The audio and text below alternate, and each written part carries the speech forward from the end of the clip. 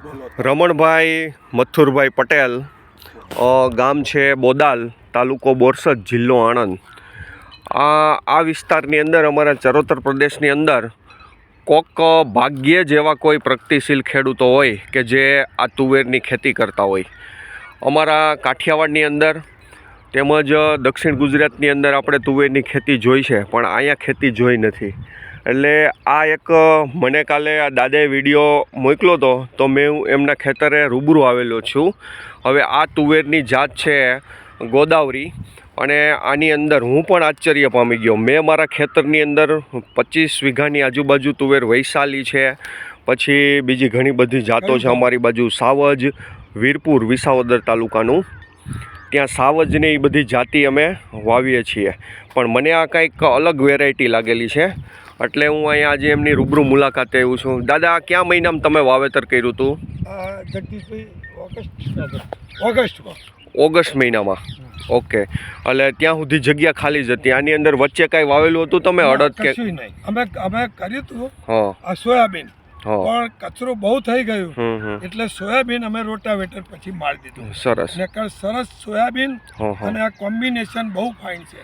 Soybean થાય, ગુવાર થાય નીચેનું, અને એ રીતે કંઈ પણ પછી અમે કાઢી નાખી, અને હું અમેરિકા તે વખત હતો, અને બધો વહીવટ જગદીશભાઈ મારો, આ જગદીશભાઈ નંદજીભાઈ પરમાર આખી ખેતીનો મારો વહીવટ કરે છે। આ દાદા અત્યારે હાલ USA છે, પણ તમે એવું વિચારો કે ખેડૂતના દીકરાનો જીવ ખેતીમાં જ હોય। વિશ્વમાં ગમે તે ખૂણામાં જાય, પણ એનું જેમ સુથારનું મન બાવળીએ, એમ ખેડૂત ગમે એટલો કંપનીનો માલિક હોય તો એનું મન ખેતીમાં જ હોય। એવી આ દાદાની ખેતી છે, અને આ દાદા આપણા મિત્ર જેવા છે। હું જે ગામની શાળામાં આચાર્ય છું, એ જ ગામની અંદર આ દાદા એક વરિષ્ઠ નાગરિક, પણ એમને હજુ એટલો રસ છે। જગદીશભાઈ, તમે આની અંદર કઈ કઈ દવાનો ઉપયોગ કરેલો ઈયળોના નિયંત્રણ કરવા માટે? એ હું કહું, એનું નિયંત્રણ માટે મેં મારી કંપની એક ખોલી, બીવરિયા સિલોમાઇસિન, અને 40 પણ અર્ક અને લીંબોરીનું તેલ। અમે આ જ વસ્તુ મારી જે ઉપર કોઈ કેમિકલ નહીં, જમીનમાં કોઈ પાણી નહીં, કોઈ ખાતર નહીં, કશું નહીં, મારું ખાતર જ મારી કંપનીનું, ગુજરાત એગ્રોટેક કંપનીનું, એ અમે ખાતર એવું બનાવી છે 2 ટાઈપનું, એક સાદું અને એક ગોલ્ડમાં trichoderma, paecilomyces, azotobacter, azotophosphorus, pseudomonas, VAM, metarhizium, sulphur, humic, fulvic, seaweed, all in one. આ બધું કોઈ ખેડૂત મિત્રને જોતું હોય તમારા કંપનીના ભાવથી, તો એને કઈ જગ્યાએ મળી શકે લેવું હોય તો? એ મારો નંબર લઈ લે, અને પછી મને કોઈ પણ, હું અમેરિકા હોય તો વોટ્સઅપ પર વાત કરે, એમને જે જોઈતું હોય એ અમે આપવા માટે તૈયાર છીએ। અને મારો નંબર મોબાઈલ 9328463596, રમણ કાકા મારું નામ છે। અને મને ખેતીનો જબરજસ્ત એ છે, મારું અભિયાન ચાલે છે, જમીન બચાવો અને માણસ બચાવો। આ દાદાનું અભિયાન એવું છે કે ખેડૂત અને ખેતી બચાવો, જમીન બચાવો અને દેશના નાગરિકને બચાવો।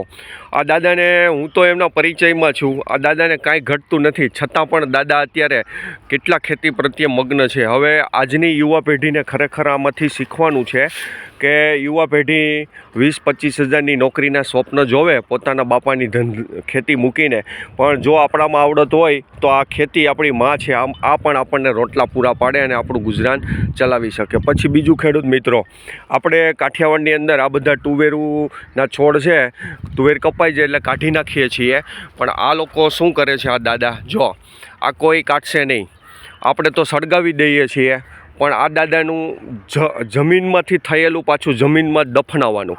એટલે જો આ તુવેરની હાર છે, આ એમણે 84ના પાટલે વાવેલી છે, 2 હારની વચ્ચે 84 ઇંચની જગ્યા છે, અને વાવેતર તો બરાબર એક છોડવાથી બીજા છોડવાનું અંતર 1.5 ફૂટની આજુબાજુ છે। જુઓ એનો વિકાસ, આ છોડનો જુઓ તમે, પણ આ વિકાસની પાછળનો હેતુ છે, કોઈ રાસાયણિક ખાતર નથી વાપરતા, છતાં પણ આ દાદાની જમીનમાં આવા બધા છોડવા કેમ થયા, તો એની પાછળનું એક રીઝન છે।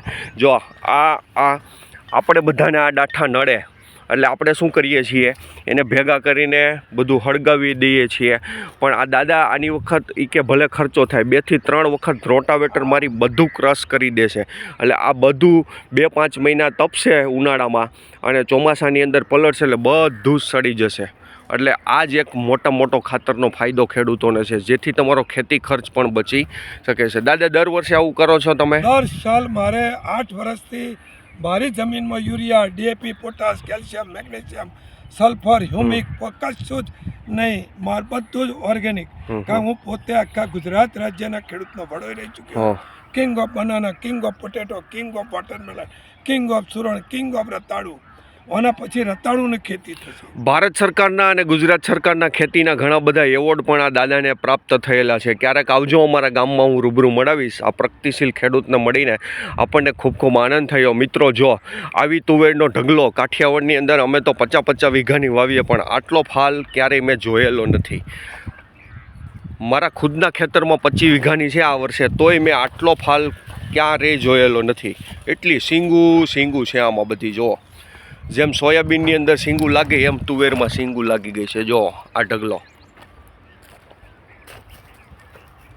આ બધું અમારા જગદીશભાઈના પ્રતાપે. હા, આ જગદીશભાઈ એમના ભાગ્યા છે.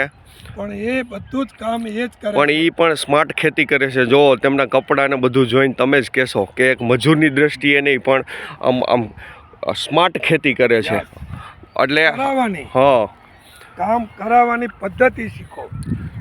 સરસ. તો આગળની કોઈ વિડીયોની માહિતી હશે તો અમે શેર કરતા રહીશું. જય જવાન, જય કિસાન.